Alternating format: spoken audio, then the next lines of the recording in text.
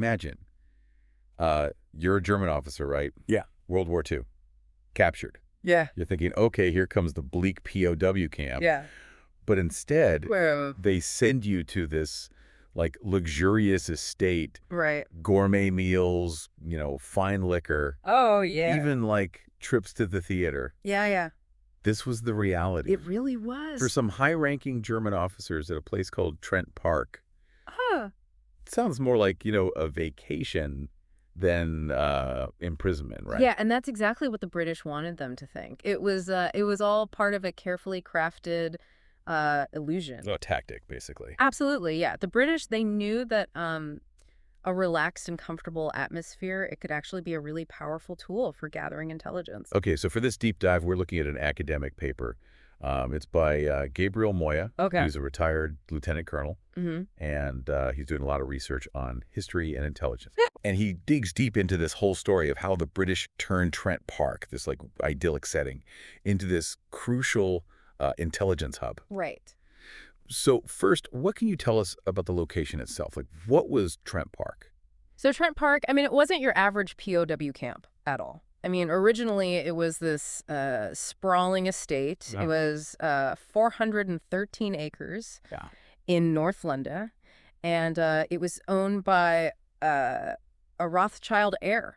Oh, wow. I mean, picture this, Georgian-style mansion, rolling lawns. This place had a history. I mean, they hosted Winston Churchill there, Oh, wow. even the future Queen Elizabeth II. Really? Uh-huh. So they basically took this, like, super luxurious estate Yeah, and transformed it into a secret POW camp. exactly. Specifically for these high-ranking German officers. Yeah. I mean, I can only imagine their surprise, right? Yeah. Arriving there, Yeah. expecting, like, harsh conditions. Barbed wire. Yeah, exactly. Yeah. Only to be met with, like, comfort and luxury. Yeah, it was all a bit too good to be true, I mean, the goal was to create this sense of dissonance. They wanted to make them question what was really going on. MI-19, that was the British intelligence unit running the operation.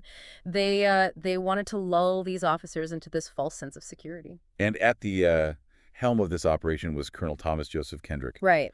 What was his, like, main strategy for extracting information from these seemingly pampered prisoners?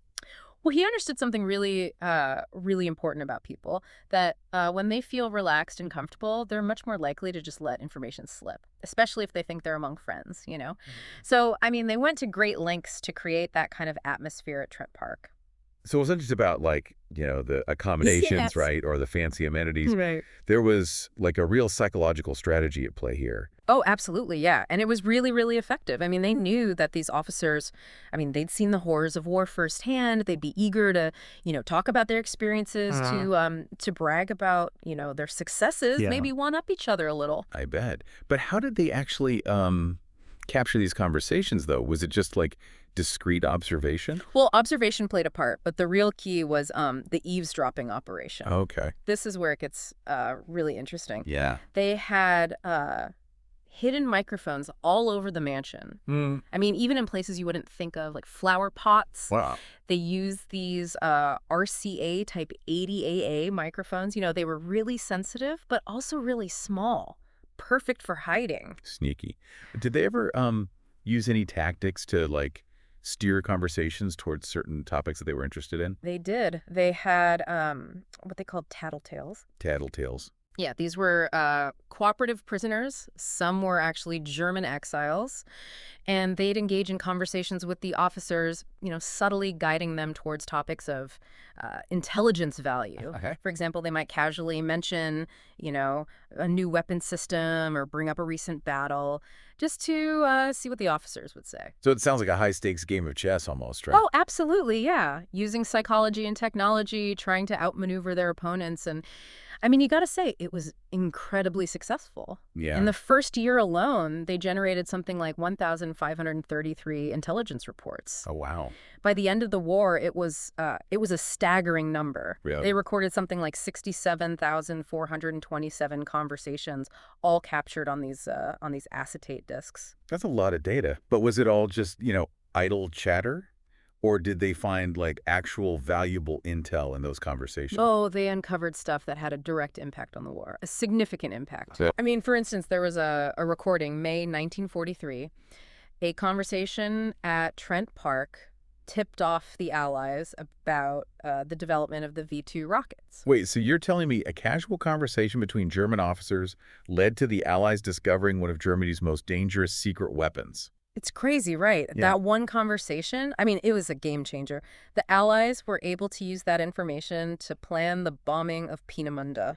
Okay. That was the main V2 research and production facility, Right. delaying the program, probably saving who knows how many lives. So it sounds like they really struck gold with that conversation. Yeah. But the V-2 rocket program, that wasn't the only intelligence they got. Oh, no, not even close. They got intel on all sorts of stuff. For example, they intercepted German naval communications, learned a lot about their U-boat operations. We're back. And still digging into this whole Trent Park operation. Yeah. You know, how the British turned this luxury estate into this, like, hub of wartime espionage. Right. Before the break, we were talking about how they were intercepting German naval communications. Yeah. So what exactly did they learn from that? And, like, how did it impact the war?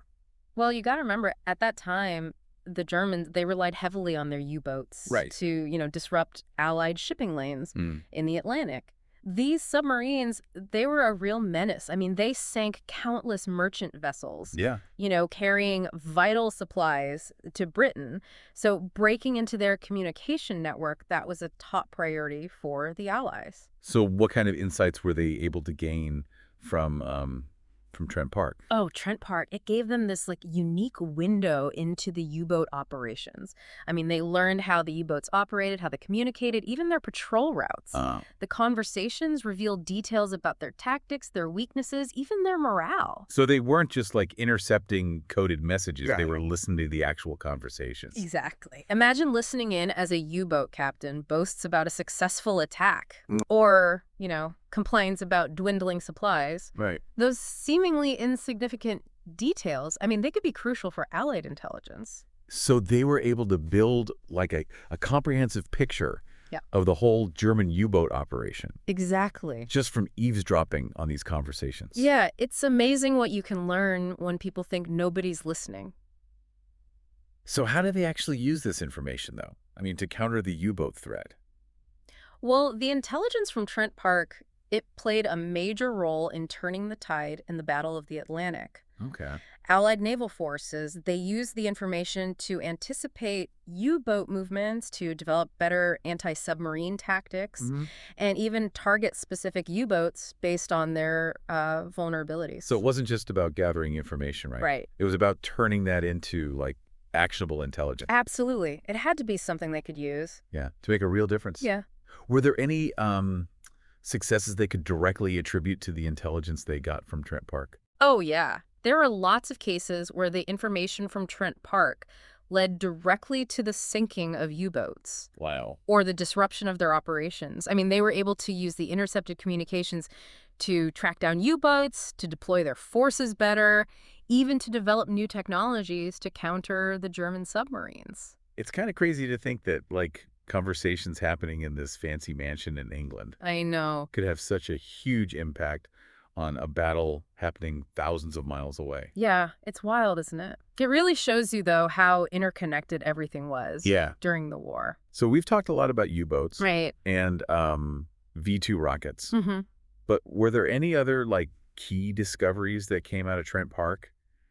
Other areas of the German war effort that they learned about? Oh, yeah. They got valuable intelligence on a whole range of topics. I mean, German troop movements, their assessment of Allied strength, their morale, even their internal politics. Right. You mentioned before they deliberately grouped officers from different units together. They did. Did that strategy actually work? It was a big part of why they were so successful. See, they knew that, if they created this sense of camaraderie, but also competition, the officers would talk more freely. And it worked. These officers, often from different branches of the military, they get into these heated debates, compare notes, and sometimes even reveal sensitive information trying to, one-up each other. So they were basically playing right into the British's hands. Pretty much. I mean, they were giving them this, inside look at the whole German war machine without even realizing it. For example, they learned a ton about German radar technology. Right. You mentioned earlier that the Germans, they had developed these sophisticated radar systems. Yeah. So how did Trent Park helped the Allies counter that technology? Well, the conversations at Trent Park, they gave the Allies crucial details about how these radar systems worked, Okay. their strengths and weaknesses. So the Allies were then able to develop countermeasures to, jam the signals, create decoy targets, even exploit the vulnerabilities of the systems. So they basically turned the German technology against them. In a way, yeah. Trent Park helped level the playing field. Gave the Allies a big advantage in that whole technology battle. Okay, so we talked about the, tactical advantages. Right. But did they also learn anything about the bigger picture? Oh, yeah. Like the overall German strategy or their mindset? Definitely. They got insights into the German High Command's thinking, their plans for future campaigns, their assessment of how the war was going.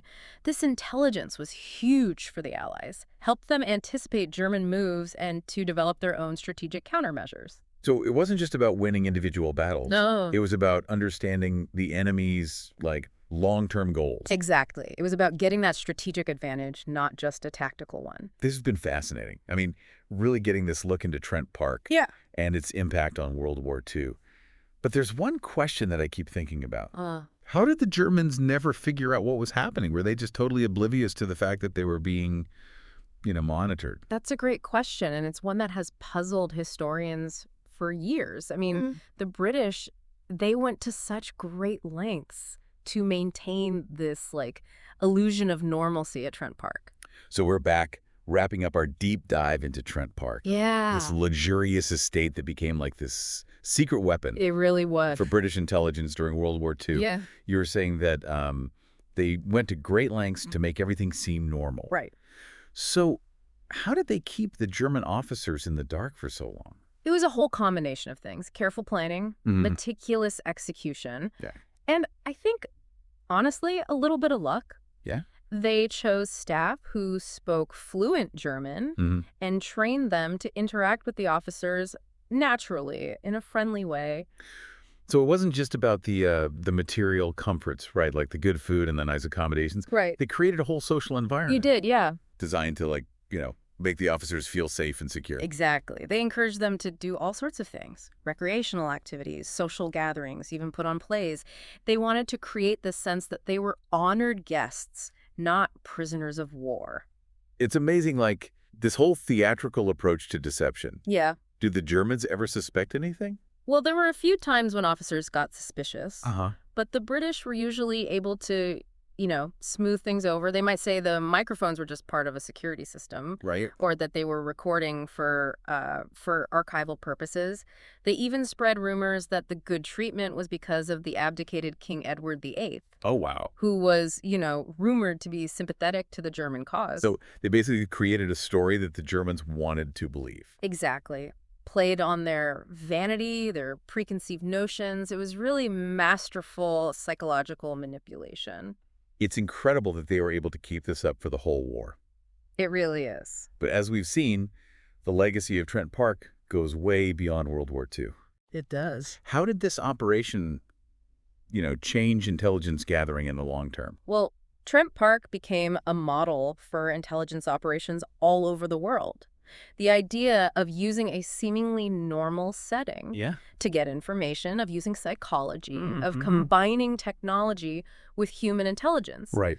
These techniques, they became like staples of espionage. So it wasn't just the intel they got at Trent Park. Right. It was the methods they developed, Exactly. like a blueprint for future operations. And even though the technology has changed so much since then, Yeah. the basic principles are still the same. You have to understand your target, build rapport, exploit their weaknesses. So human psychology is still crucial, Oh, absolutely, yeah. even in this age of all this crazy technology. It's a human game.